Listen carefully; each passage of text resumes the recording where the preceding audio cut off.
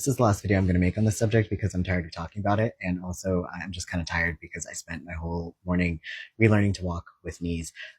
But comments like this actually seemed important to address. There are a lot of people in my comment section saying that they would really like to understand why it is that the R word became a slur, but other words that refer to cognitive difference that have been used medically against intellectually and developmentally disabled people like idiot and moron, why those words just became mere insults and not a slur like the R word.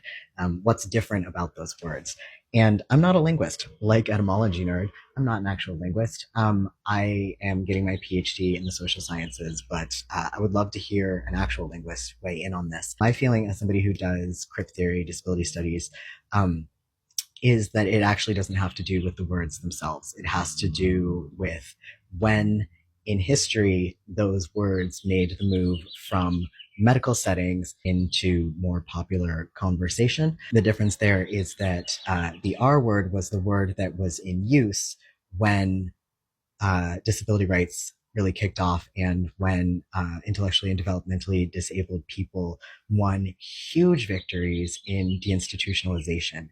My feeling is that it has more to do with non-disabled society reckoning with intellectually and developmentally disabled people being people. And suddenly, those words that you use carry real weight when the people that they're being used against are people that you view as people. When idiot, moron, words like that started to be used more colloquially, all of those people who those words were used against were still institutionalized. They were still kept out of the conversation.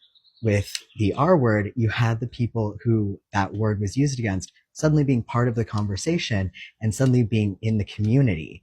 And so I really think it doesn't have anything to do with the power of particular words. I think it has to do with whether or not the people those words are used against are people you see as people. And if people stopped casually throwing around the R word at a moment in history when intellectually and developmentally disabled people started to be seen more as people, then it's actually not at all surprising that there is this enthusiasm right now for using the R word again, because we're at a moment in history when disabled folks of all sorts, but intellectually and developmentally disabled people as the most vulnerable members of our community, are being seen less and less as people.